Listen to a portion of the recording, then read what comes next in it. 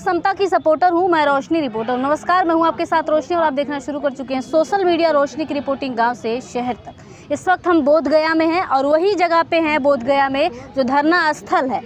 और जो धम्मभूमि के जो लोग हैं उनके मन में एक बहुत बड़ा संशय हो गया है, क्योंकि जैसे हर साल धम्मभूमि एक बड़ा कार्यक्रम आयोजित करवाती थी 18 मार्च को आगरा में, और उसके बाद अब की बार जो नई चीज़ आई थी वो चारिका थी कि हर ज़िले में जाकर बौद्ध भिक्षु जो है चारिका करेंगे। लेकिन उस चारिका का जो फेरबदल हुआ है, क्या कुछ हुआ है, उस विषय में भंते जी से बात करेंगे कि वो चारिका चलेगी या उस चारिका को निरस्त किया गया, आगे की क्या किस तरीके से कार्रवाई है वो जानेंगे। भंते जी, एक बार हमारे दर्शकों को ये बताएं, या फिर जो धम्मभूमि के भी लोग हैं वो जानना चाहते हैं कि जो चारिका थी उस चारिका को किस तरीके से अब जो है तय किया गया है। चारिका धरना शुरू होने से पहले तय की गई थी जी। उत्तर प्रदेश के भिन्न जनपदों में 62 दिन की वो चारिका थी। आगरा से शुरू करके और पूरे उत्तर प्रदेश से घूमते हुए हमें वापस अलीगढ़ जाना था।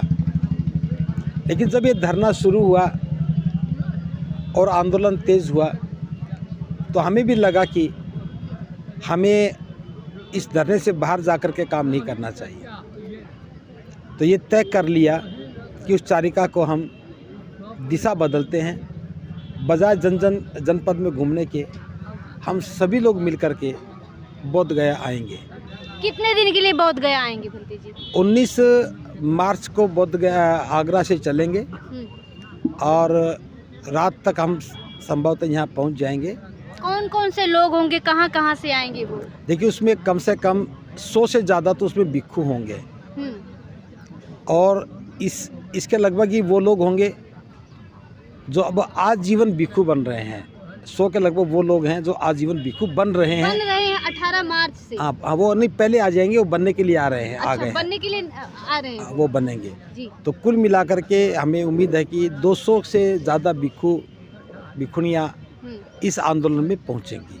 लोगों के मन में ये भी सवाल है कि क्या भिक्षुगण ही आएंगे धरना प्रदर्शन पे, या उपासक भी जो है धम्मभूमि को वो भी आएंगे? देखिए, ये आंदोलन है, इसमें भिक्षु उपासक इसमें कोई अंतर नहीं है। भिक्षु इसलिए लड़ रहा है कि विषय धम्म का है, बुद्ध विहार का है, महाबोधि महाविहार का है, तो भिक्षुओं को तो फ्रंट में आना ही पड़ेगा, इसलिए हम पहले आ रहे हैं। उपासक उपासिकाओं का भी धम्म है, वो भी अनुयायी हैं, उन्हें भी आना है। तो इस आंदोलन को ये ना देखें कि ये भिक्षुओं का आंदोलन है या उपासकों का आंदोलन है, दोनों की बराबर भागीदारी है, दोनों को आना चाहिए। कितने दिन तक रहेंगे यहाँ पे भंते जी? जब 19 मार्च को कारवां यहाँ पे आएगा, चारिका अलग अलग जिलों में ना होकर के जब यहाँ पे लोग आएंगे तो कितने दिन तक रहेंगे?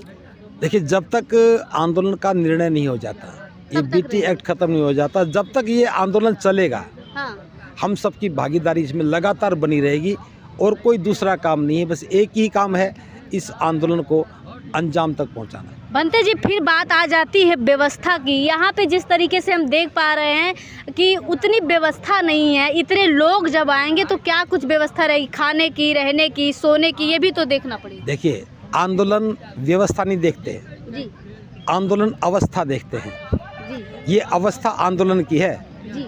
ये उम्मीद करके कोई नहीं आता कि अच्छे बिस्तर मिलेंगे, गद्दे मिलेंगे, अच्छा खाना मिलेगा। अब खुले आसमान में पड़े हैं, जंगल में पड़े हैं जी, ऐसी जगह पे आंदोलन तो ऐसे ही लड़े जाते हैं। जिन्हें व्यवस्था देखनी होती है वो कभी आंदोलन का हिस्सा नहीं बनते, और जो अवस्था को देखते हैं कि ये अवस्था लड़ने की है, ये आंदोलन की अवस्था है, इसलिए हमें व्यवस्था नहीं देखनी, बस आंदोलन को देखना है। चलिए, बहुत बहुत शुक्रिया। तो ये कहीं ना कहीं ये लोगों के मन में जो था कि चारिका, क्योंकि हमारे आजमगढ़ में भी तैयारियां, लोग पलके बिछाए हुए थे कि चारिका आएगी, उसकी पूरी व्यवस्था की जा रही थी। लेकिन इस आंदोलन को देखते हुए, चारिका को निरस्त करते हुए, यहाँ पे अब बौद्ध भिक्षुगण जब तक इनकी मांगे पूरी नहीं हो जाती, जब तक बीटी एक्ट वो निरस्त नहीं हो जाता, पूरी तरीके से आंदोलन चलता रहेगा और पूरा लोगों का समर्थन भी मिल रहा है। तो ऐसे ही खबरों को लगातार देखने के लिए बने रहिए हमारे साथ, देखते रहिए रोशनी की रिपोर्टिंग गांव से शहर तक। शुक्रिया।